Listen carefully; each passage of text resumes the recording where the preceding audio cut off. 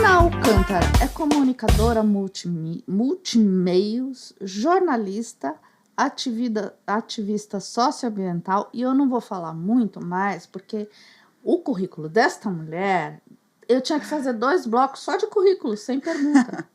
Então, vamos falar com a Ana Alcântara. Bem-vinda, Ana. Muito agradecida, Mila, de estar aqui, uma oportunidade de estar vendo essa pessoa que eu vejo desde quando eu me conheço por gente, né? Pois Estudamos é. na mesma escola quando eu estava ali no jardim, e você talvez no comecinho do ensino fundamental, né? Eu acho que a gente tem uns 2 anos de diferença aí. É. 2, 3. Você é amiga da minha irmã, Isso. faz na mesma classe dela. Muito bom Que bom legal. estar Grangeira revendo. Raiz. Grangeira Raiz, isso mesmo. A gente está muito feliz de estar recebendo, sabe? Gente antiga e com personalidade de granja mesmo.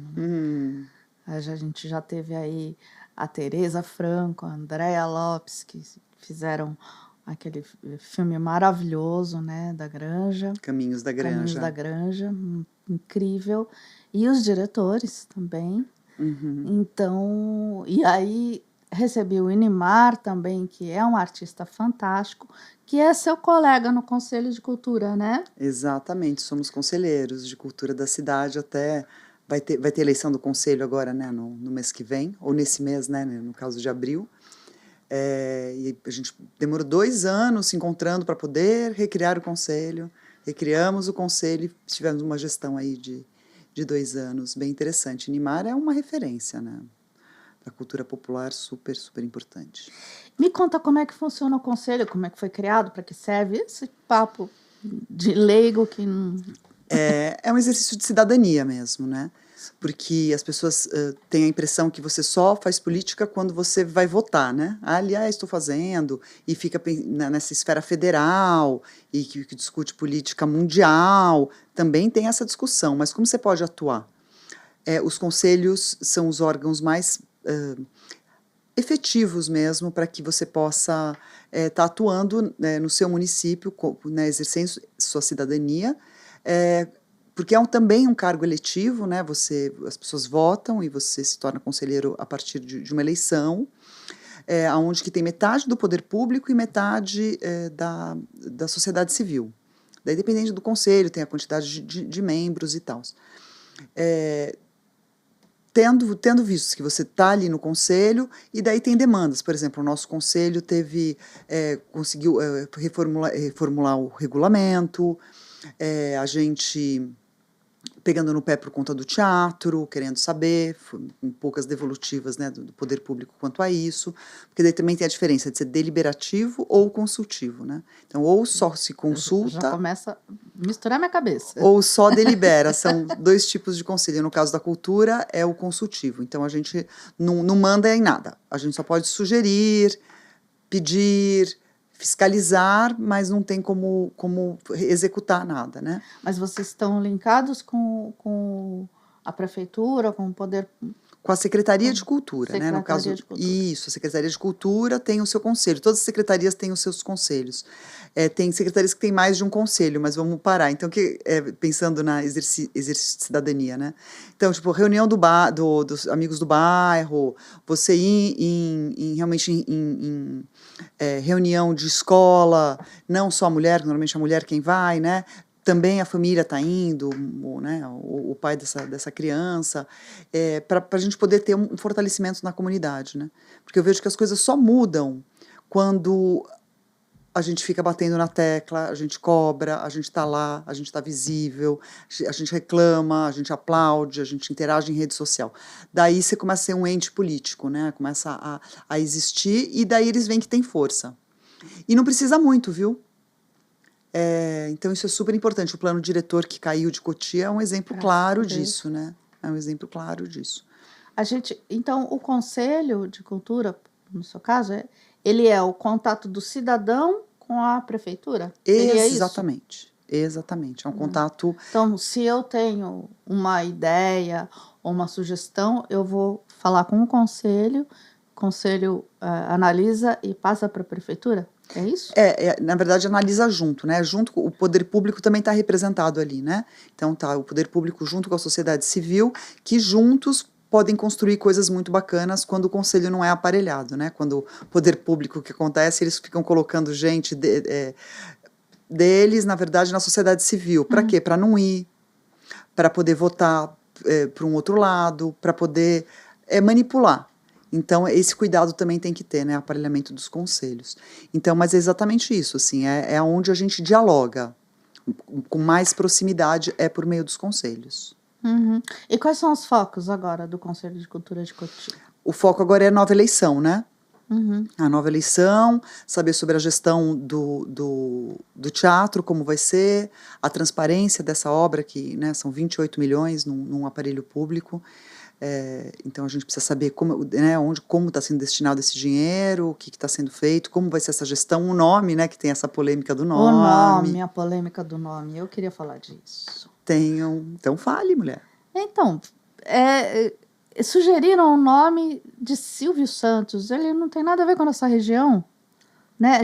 Essa já é a primeira questão, assim. Para mim, isso já eliminava todas as outras que não são legais, assim, da pessoa dele, sei lá. Não tem a ver com cultura, né? Tem a ver com entretenimento, né? Entretenimento, mas... A gente no conselho, alguns membros do conselho, a gente elegeu uma comissão para ir conversar com a Secretaria de Governo exatamente sobre esse ponto e alguns outros, né? E o Edgar, que nos atendeu, que é o chefe de gabinete, acho que é chefe de gabinete, se posso estar errada, tem outros cargos ali, mas ele está na chefia, né, junto com o prefeito. Ele é tipo o segundo cara do executivo, né, bem junto com o prefeito mesmo. Ele faz mais a parte prática, enquanto o prefeito faz a parte política, enfim. E ele colocou algumas coisas interessantes. Colocou que, por exemplo, o Silvio Santos realmente fazia entretenimento, mas ele lançou um monte de gente. A outra coisa do Silvio Santos é que ele colocou visibilidade trans, colocou trans quando ninguém tinha essa coragem. Sim, é verdade. Ninguém tinha essa coragem. Não, os pontos positivos do Silvio Santos não precisam nem ser colocados. Mas ele bastante coisa. Ele é uma figura super importante. É negócio que é com vínculo com o Cotia, né? Mas contando aqui de primeira mão, tem um tecido financeiro. Eu pensei nisso. Tem um tecido financeiro, que daí você fala porque a manutenção de um teatro é algo bastante caro. Então, se tiver um aporte de uma empresa, porque o Grupo Silvio Santos é uma empresa, né? Se realmente tiver esse aporte, ou se da família mesmo, que é bem abundante e próspera, daí teria alguma motivo para ter o nome dele, mas que isso precisa ficar claro e discutido, né? Assim, olha, a gente tem como, sei lá, os nomes que surgiram bons, Jair Rodrigues, Rita Lee, tem o... Rolando Boldrin, eu adoraria. Boldrin, seria né? meu... E daí tem uma fundação, Rolando Boldrin, que se interessa em ter um teatro que poderia ajudar nessa manutenção. Então tem que abrir mesmo esse leque todo e ver o que é possível para que a gente tenha esse aparelho sendo bem utilizado. Não só um elefante branco para shows e espetáculos, mas ter oficinas, ter formações, ter apresentação das escolas, ter seminários, ter um equipamento super importante que é um teatro, né? Celebro bastante. Eu não fui ver ainda, mas diz que tá uma obra bem legal também, né? Não sei quando inaugura também. Não tem muita data, mas isso a gente também discutiu no conselho. O que você prefere né, pensando, né? Essa foi a reflexão. Que um teatro que era para ser na gestão passada, né? Então acabou caindo nessa gestão.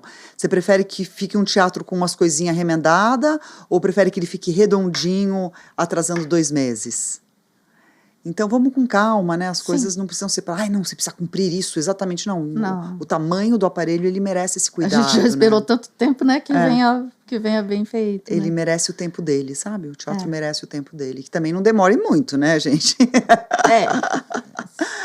Mas eu acho que tá bem encaminhado, assim, bem confiante. Essa gestão chegou com vontade mesmo de trabalhar, de transformar, de inovar. Eu não sei se eu sou uma pessoa que sou animada com as coisas, né? Eu acabo acreditando, né? Eu tenho essa natureza do crer. Então, estou acreditando que realmente chegou para fazer uma diferença. Legal. Só um minutinho, eu preciso falar. Você falou de natureza, aí a cabeça voa. Da Casa Tolly. A Casa Tolly é uma associação de 2 irmãos que resolveram ter uma vida mais saudável e aí lançaram os meles da Casa Tolly. Aqui no potinho vem o nome da abelha, porque a florada é misturada, a florada é variada. Então, esse potinho aqui foi produzido pela Uruçu Amarela. Aqui na tampa tem a foto dela, o desenho da bichinha. Esse daqui, ele é bem suave, né? É bem clarinho, você pode ver. Eu falei que ele parece uma champanhe. E ele tem bastante gosto do fermentado, mas é muito gostoso. Este outro é da Mandaçaia, que ele é um pouquinho mais escuro, ele tem um gosto mais frutado, mais acentuado, né? E este outro é da já famosa Jataí, que tem um gosto um pouco mais forte. Todos são melis bem puros, bem finos, né? Melis. E é da Casa Tolly, que fica aqui perto de São Paulo, na cidade de Santa Isabel, numa fazenda que tem uma represa, e eles prezam muito a preservação das abelhas. São abelhas brasileiras, sem ferrão, né? E aí eles... É muito bonito o cuidado que eles têm com as abelhinhas e o jeito que eles pegam, né? Que eles colhem o mel. Olha, eu tô apaixonada, eu já experimentei os 3, não sei até qual que eu gostei mais. Então, e vem nesse potinho pequeno também, que eu acho super prático, tá? A Casa Tolly, potinho de 100 ml, ela tem o WhatsApp 917445060.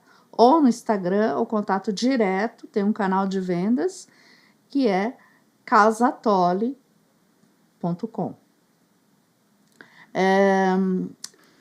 Com licença É aqui. muito legal, assim, eu gostei. Tolly, né? T-O-L-E. Casa Tolly é o Isso. Instagram. Fiquei curiosa, eu adoro mel. Então, e peça, eles mandam para tua casa os potinhos.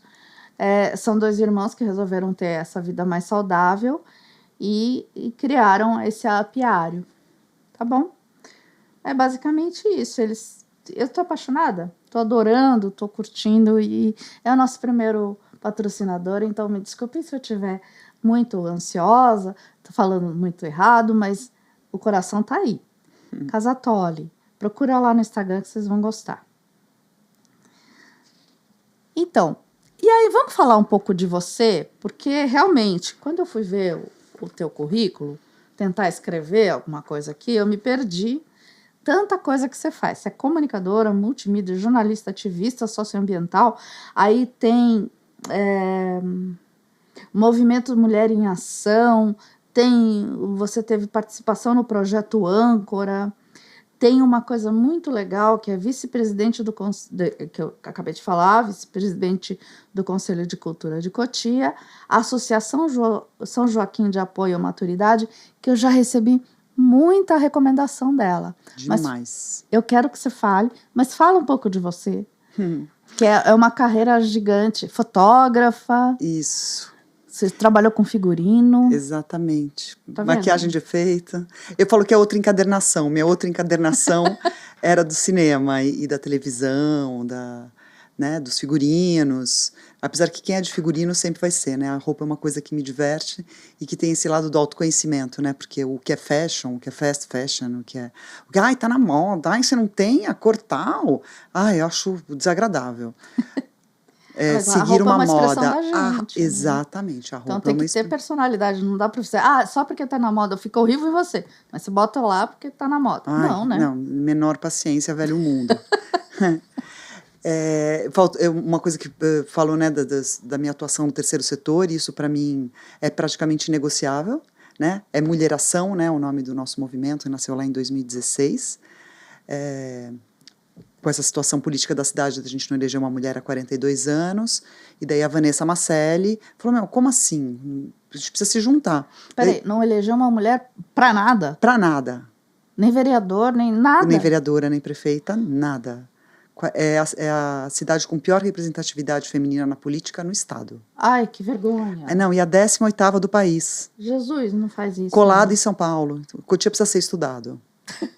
Cotia precisa ser estudado, de fato. E a maioria da população... E mãe dos outros tantos, né? 52% da população e mãe dos outros 48%. Aqui no podcast, o que eu tô vendo de gente, de mulher empreendedora, assim, e em todos os ramos, seja dentista, seja atriz, seja... Nossa, tudo. A gente tá em todos os setores. Mas por que não essa representatividade? Então, daí essas mulheres, né, a Vanessa Maceri, junto com a Carolina Rubinato, Rita Augusta, Liette Caruso, Ângela Serrano, não, vamos começar a se reunir, a Olímpia também, daí eu também cheguei, Cris Brasil, cheguei, tipo, sei lá, na 2ª ou 3ª reunião. E a gente se encontrava na praça, depois se encontrou na Rita, enfim. E para ver se a gente conseguia, de alguma forma, mudar esse quadro. Né? E desde lá, a Mulheração fez um monte de coisa. Tipo, a gente só tem mamógrafo em Cotia porque a gente colheu 5.000 assinaturas. Eu assinei. Trouxemos também uma leva de DIUs por conta de uma emenda parlamentar, também de um contato nosso. E cesta básica em pandemia, mais de 3.000, 6.000 caixas de ovos, tudo com esquete cultural, distribuição de livros, atendimento a vítimas de violência doméstica, e atendimento jurídico e psicológico, doutora Silvia Cursino, guerreira também, Justiceiras, né, é outro projeto que ela faz parte. Então é um monte de mulher se aglutinando, assim, a rede de apoio para mulheres e suas famílias, né, que cuida da mulher, ela acaba cuidando de tudo. Mas você sabe, Mila, que eu demorei bastante para me encontrar feminista. Sabe por quê? Eu sou mãe de 2 filhos, né, Pedro e Davi, e eu falei, não, mas eu não quero brigar com homem, eu não quero ser melhor que homem. Então, era para ser mandato coletivo, né, que a gente já saiu algumas vezes, mandato coletivo feminista. Eu falei, não vou, não sou feminista. Eu achava que não. Se enganou-se. Eu achava que não. Só que depois encontrei o ecofeminismo. E daí percebi que a luta não é contra os homens. É o tal do patriarcado. É esse sistema que aonde machuca homens, mulheres, cachorros, crianças e o planeta em si, né? Então, dessa busca frenética por recursos, dinheiro e poder, né? Porque homem é flecha, mulher é cumbuca. Gosto de repetir isso, que foi uma frase de um amigo meu indígena chamado Leopardo de Avabani. Homem é flecha, mulher é cumbuca. Então, os caras ficam na flecha, dinheiro e poder, e eles se perdem da manutenção de vida. E a gente está num momento planetário de transição, que eu acredito, extremos climáticos, que é evidente. E daí, nesse momento, quem que cuida? Quem que dá de comer, dá de dormir? Quem que cuida do bem-estar da casa? Quem cuida da saúde? Normalmente é a mulher. Então, a gente está num momento de que as mulheres precisam ocupar mais esses espaços de decisão, para que a gente possa cuidar de coisas que realmente importam, que é a manutenção de vida. Cuida da água, né? Isso são dados mesmo. E daí, tá, entendi, porque você também, homem, não pode chorar, não pode demonstrar seus sentimentos, tem que dar conta de toda a casa, de maneira muito equilibrada, você tem que ser viril a sua vida inteira, por favor. Não é mesmo? Então é muito cruel com todo mundo, né? Com todo mundo. Então é esse patriarcado que eu acho que é uma principal função de despertar as pessoas e ir desconstruindo, com o máximo de tranquilidade que eu consigo. Nem sempre eu consigo ser tranquila com isso. Mas te confesso que eu me empenho para poder dar a mão e ir junto, né? É só isso, é dar a mão e ir junto, ganhar igual, ser escutada, não ser interrompida. Tem um manualzinho aí, né, porque costuma deslegitimar, né? A mulher fala, é interrompida. Bota reparo na convivência. Então, é mais difícil um homem ser interrompido, enfim. Então, é esse o trabalho de desconstrução, só para poder ir junto, não precisa ter medo. Uhum. Eu tenho uma amiga, a Alê Machado, que fez a transição. Era a Alê, agora é a Alê. Ela era o Alê e virou a Alê? E que era moradora aqui da Granja. E aí ela fez um filme que chama-se Michele, uma advogada brilhante, alguma coisa assim. Acho que é isso. Que é um cara que se chamava Michele, do italiano, Michele. E começou a ter demandas femininas. e que as pessoas não se conformavam com esse nome. E aí, não sei, eu não vi o filme ainda, já vou ver. E aí ele começou a ter pedidos como se fosse mulher. E para responder esse pedido, ele acabou se fantasiando, se maquiando, não sei, enfim, de mulher. E a Ale, a diretora, ela veio falar que ela viu um caso de 2 advogados casados, e não sei por que cargas d'água, como dizia minha avó, o e-mail dele os e-mails que eram para ele começaram a ser direcionados para ela. E os e-mails dela começaram a ser direcionados para ele. E eles não desfizeram essa confusão e continuaram trabalhando. E ela disse que ela nunca teve tanta demanda, tantos pedidos e os processos rolando rápido e não sei o quê. E o dele, que estava com o e-mail dela, começou a ficar devagar e não dá certo e tal. Isso num mês que eles fizeram isso, por causa de um e-mail trocado. Olha isso. E aí a Ale falou assim, cara, como esse mundo é maluco, né? E aí, por conta disso, eles fizeram um filme. Então, isso é só um dado de mostrar como é desigual, né? Muito e a gente nem se toca, você nem percebe. O tal do estrutural. Exato. Acontece com pessoas com nanismo, né? Com pessoas com deficiências também. A gente acaba indo numa roda e aceitando, eu tô aqui nesse emprego, que bom que me deram esse emprego. Mas é um emprego ruim, cara, você pode mais. Não, mas se eu sair daqui, eu não vou conseguir outro, e não sei o quê. E como isso impacta a vida, não só nossa, que seríamos, em tese, as vítimas, né, colocando esse... como o geral, né, você podia ter uma pessoa mais produtiva, mais feliz, mais satisfatório o trabalho dela, não, tá ali atrapalhando todo um esquema de vida, né. É muito doido isso. A gente nem percebe. Por exemplo, eu trabalhava no Projeto Âncora, né? Daí eu falava isso, neguinho faz isso, neguinho faz aquilo. Daí até que escutei do Abu, que era um professor de música negro, fez assim, neguinho não, né, Ana? Pessoinha pode ser? Nunca mais, quer dizer, já soltei uma vez ou outra, mas além de me corrigir, também fico corrigindo não, tipo, orientando, né, as pessoas, elas fazem como elas quiserem, mas é com essa desconstrução mesmo, né? Eu acho que uma orientação pós esse neguinho para pessoinha, botar o nome mesmo, botar a personalidade da pessoa ali. Então, tem isso também, mas às vezes é pessoinha, porque quando você fala pessoinha chegou e fez, normalmente é alguma coisa zoada que a pessoa fez, né? A pessoinha chegou e fez não sei o quê. Então, às vezes nem tem nome, né? Às vezes nem a pessoa, você nem sabe o nome da pessoa, só você fala que alguém fez aquilo. Daí você fala, enfim. E é muito interessante a coisa da linguagem, né? Como jornalista, eu adoro brincar com as palavras e ficar vendo como elas se transformam, né? E a gente não percebe a importância que elas têm, né?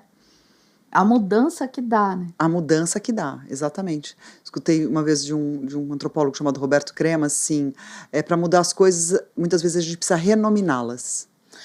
Incrível. Como muda? Como muda. Por exemplo, no caso, né, pessoa com nanismo.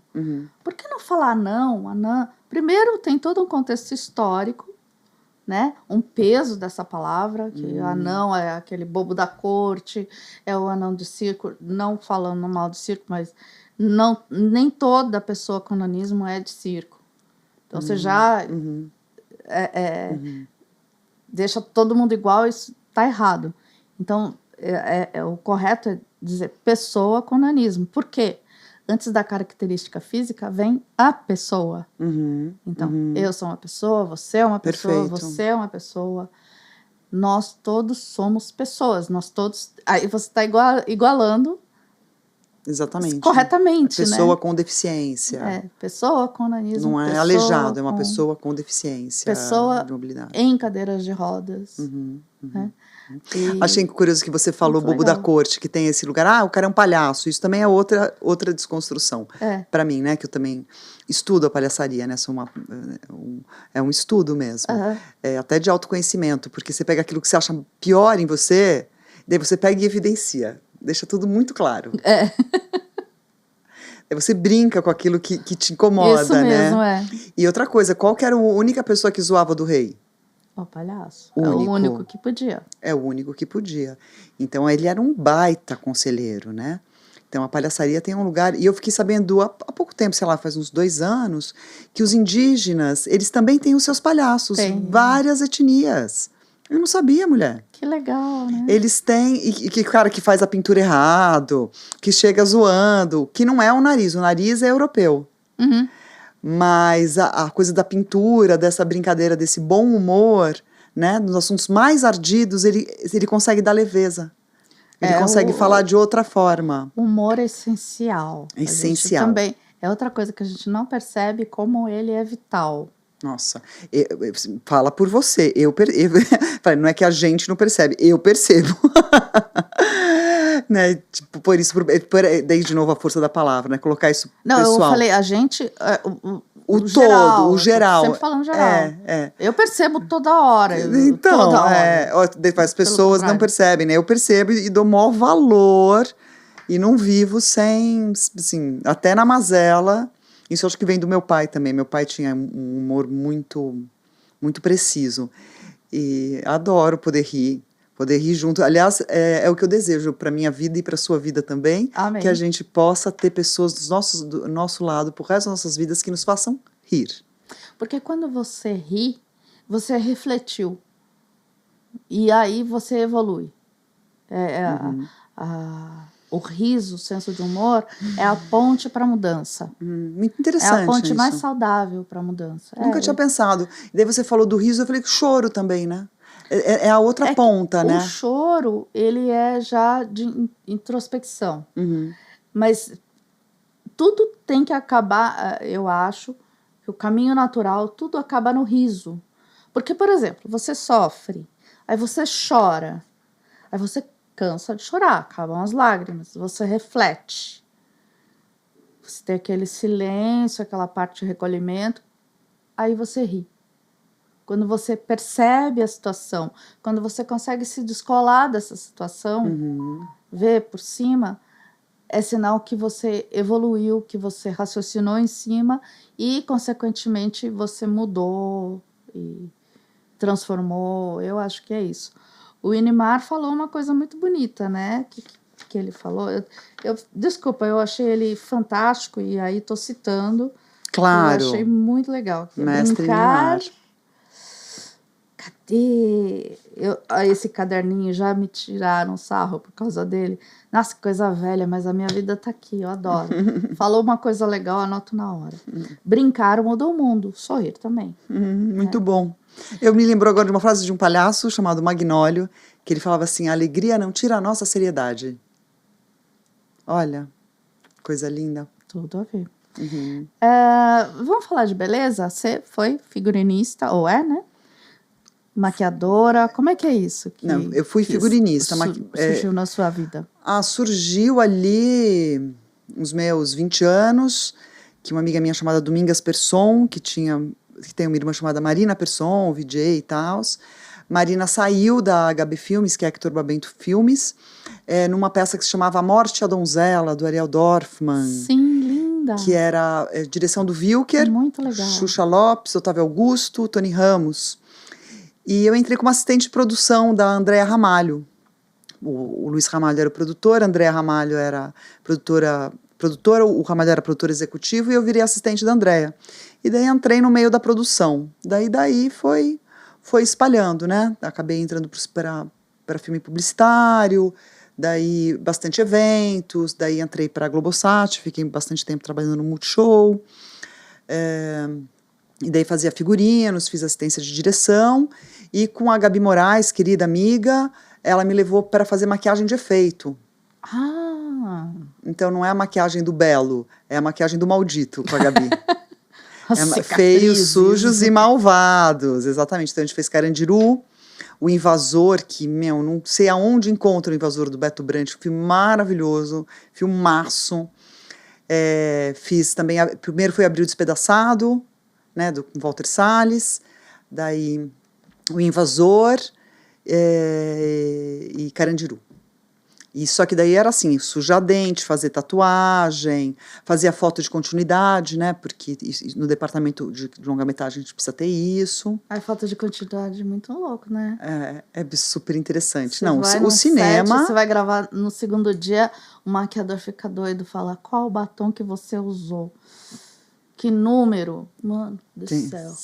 Se colocar um batom errado, um tonzinho. Um chato, um chato não, mas uma pessoa atenta a isso vai perceber, né? E, nossa, já aconteceu de eu esquecer a aliança do cara na continuidade. Fiquei sofrendo anos, sofro até hoje. Até hoje eu lembro do desgaste que foi. Mas, enfim, vamos... Isso Tadinha. Ficou na minha outra encadernação. Sempre tem um assistente sofrendo com essas coisas, né? Então, essa foi uma passagem da minha vida muito importante, assim, que sempre vai estar comigo. Então, daí também migrei para fotografia, né?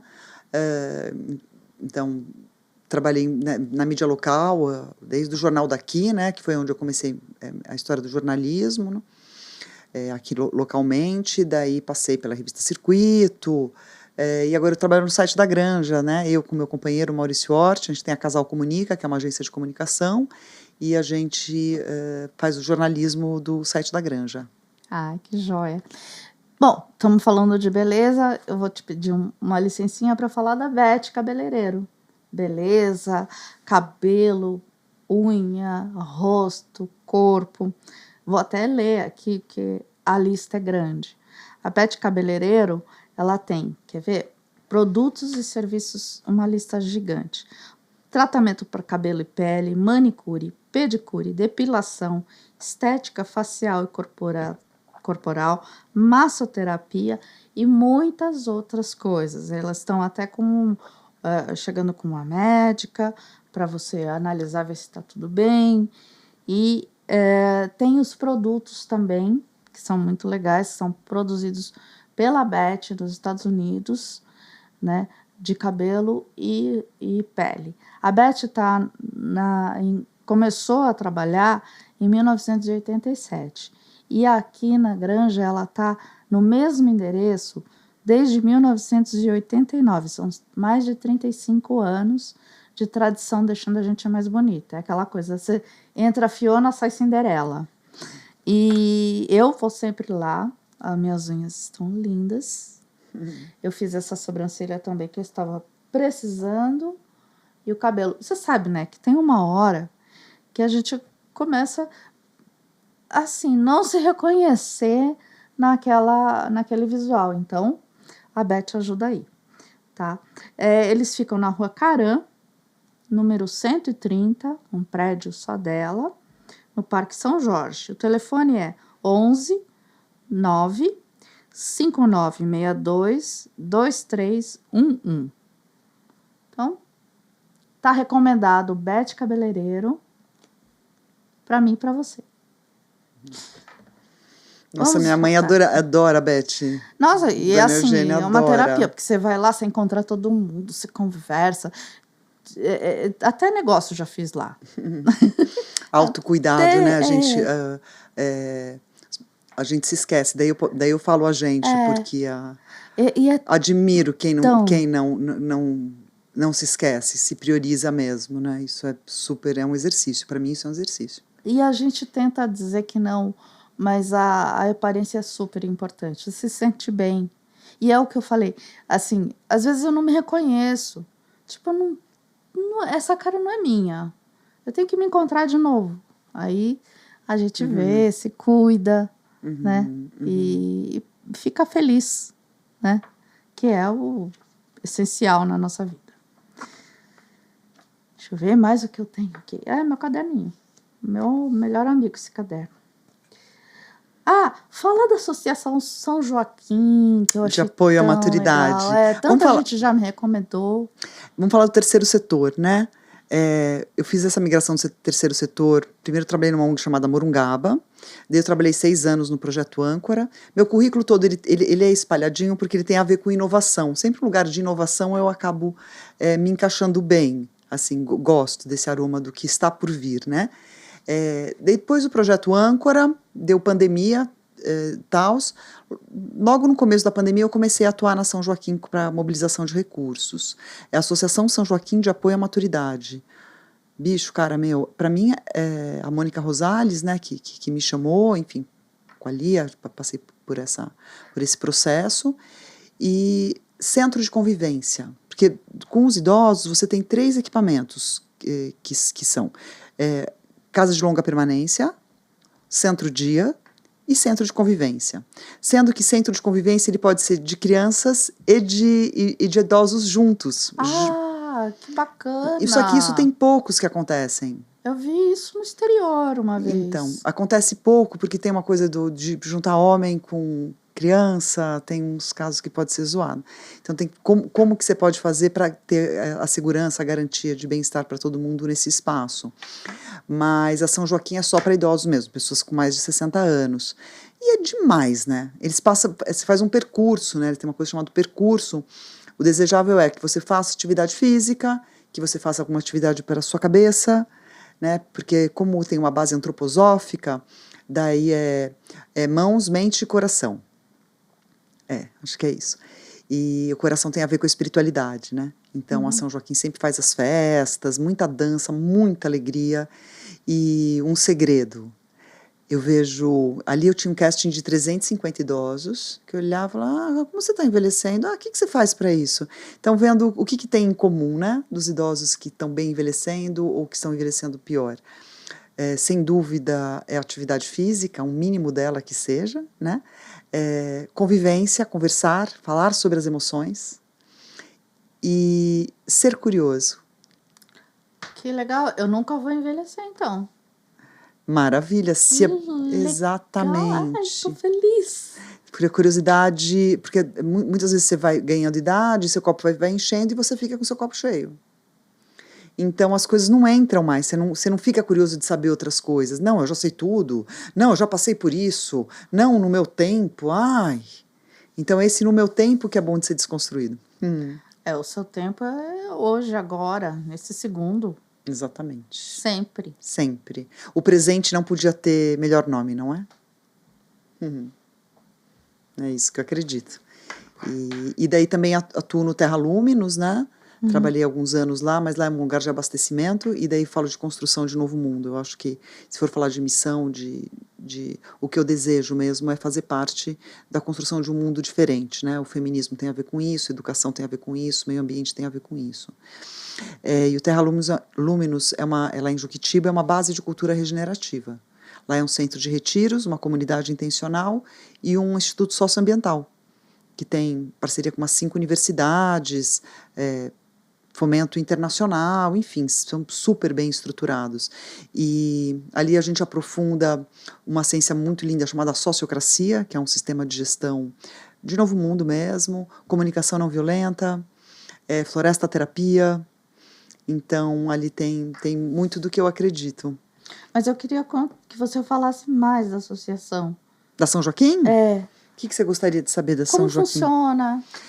Para quem é? A São Joaquim, ela fica em Carapicuíba. Você precisa tá inscrito, né, no sistema, no CRAS, né, que é o Sistema de Assistência Social. E tem é gratuito, primoroso, tudo é lindo na São Joaquim, muito bem cuidado. Mas tem uma fila, na época que eu estava mais lá frequentemente, 350 pessoas na fila de espera. Meu Deus. É super concorrido. E vocês atendem quantas? Agora está em 400. Nossa, é praticamente 1 para 1. É muito procurado. E sabe o que é interessante? Que muitas pessoas perguntam, gente, mas não tem uma São Joaquim que a gente pode pagar?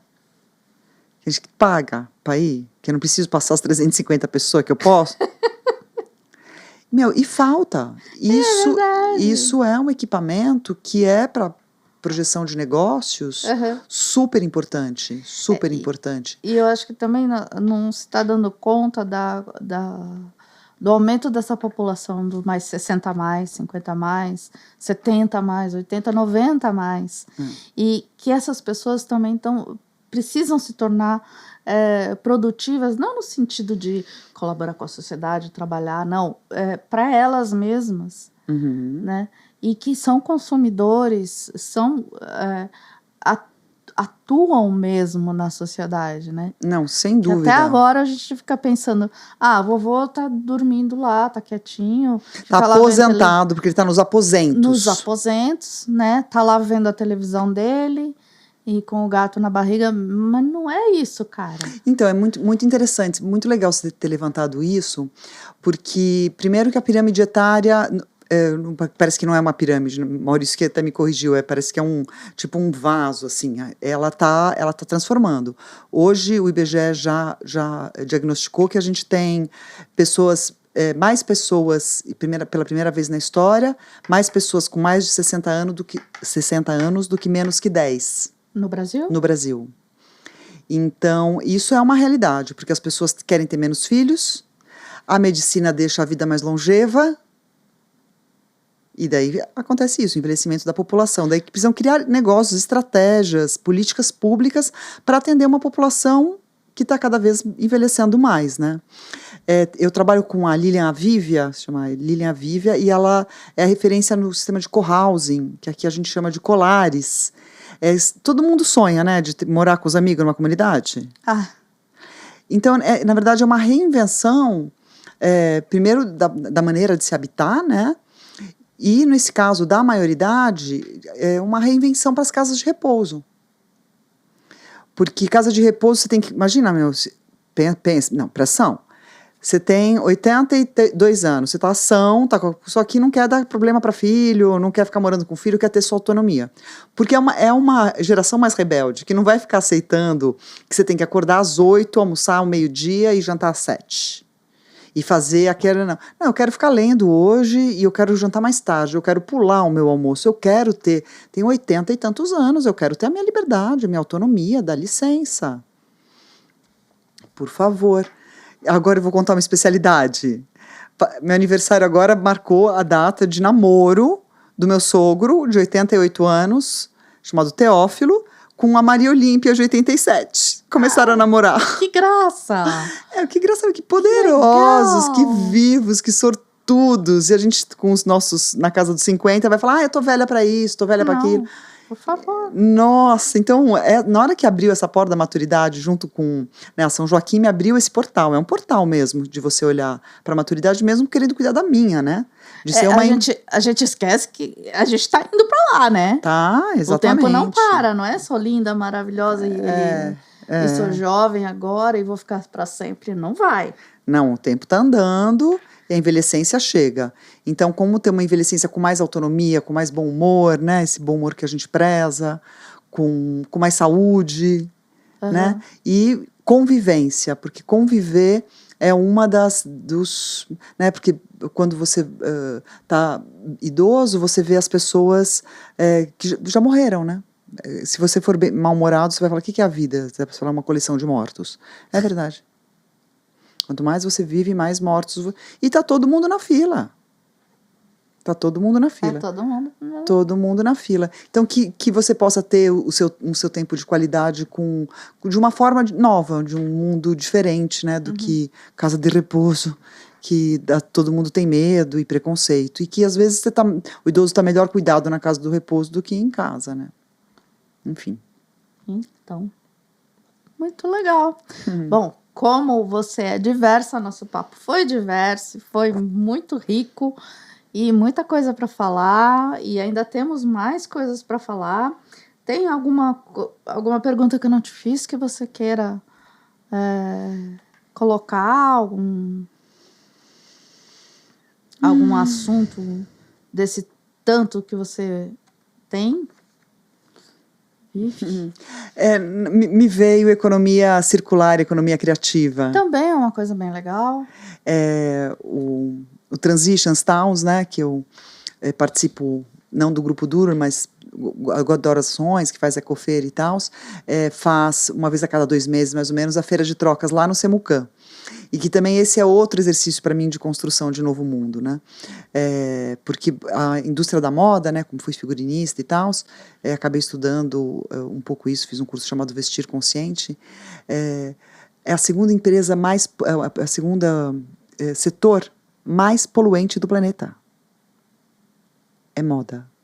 Tem aquele deserto de roupas, né, no Chile, você chegou a ver? É muito impactante. É muito impactante.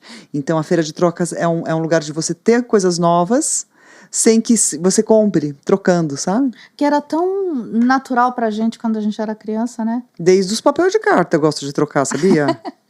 Eu também. Não, mas eu tô falando de roupa mesmo. Teve um casaco famosíssimo que ele passou de uma amiga para o irmão, aí foi para minha irmã, aí foi para mim, aí voltou para o outro irmão, era uma família de 4 crianças, então foi da mais velha para o segundo, foi para minha irmã, foi para mim, voltou para o terceiro, foi para a quarta e aí foi para a prima.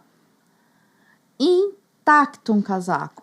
Coisa boa, né? E era muito divertido, porque você vê as fotos da família e o casaco, né, andando. É história, cara. Como Exatamente. isso não pode ser legal? É circular. Não tem graça você usar e jogar fora. Não. Ou o legal é essa história. Comprar e nunca usar. Também tem isso. A pessoa entra num surto, tá deprimida, compra lá 12 peças, tem coisas que nunca usa, né? Tem que... Né, eu acho que essa pergunta, esse chamado da consciência, como é que você pode fazer, né, em tempos de extremos climáticos, é verdade, então qual é o papel de cada um? Então dando coisas que sejam divertidas, que seja prazeroso, mas que também cuida da nossa casa maior, né? Que é uma história, né? Você pensa nesse caso, por exemplo, quantos aniversários, quantas alegrias, quantas histórias estão ali, e você está vestindo uma coisa que tem história. Exatamente. Ela já chega com afeto, que é uma coisa que não tá. Isso aqui é um objeto. Mas a história que isso aqui carrega é o mais legal. Né? E dentro desse trade da economia criativa, eu facilito uma coisa chamada Money Pile, ou pilha de dinheiro, ou roda da abundância. Onde a gente, quando trabalho bastante com ONG, isso acontece, né? Com movimentos femininos, agora, enfim, também participo de retiros, que daí vai ficar para outro podcast, tá? Para outro podcast, que é a parte da espiritualidade que é importante na minha vida também. E o Money Pie, o dinheiro, ele não vira só a grana por si, né? Ele é tempo, ele é reconhecimento, ele é necessidade. Muito lindo. Quando tiver uma dinâmica, eu vou te chamar para você ver como é interessante. Eu vou. Muito bom. Então, você quer dar mais algum último recado? Quer dar teus contatos? Vou falar Fica então à vontade. o Instagram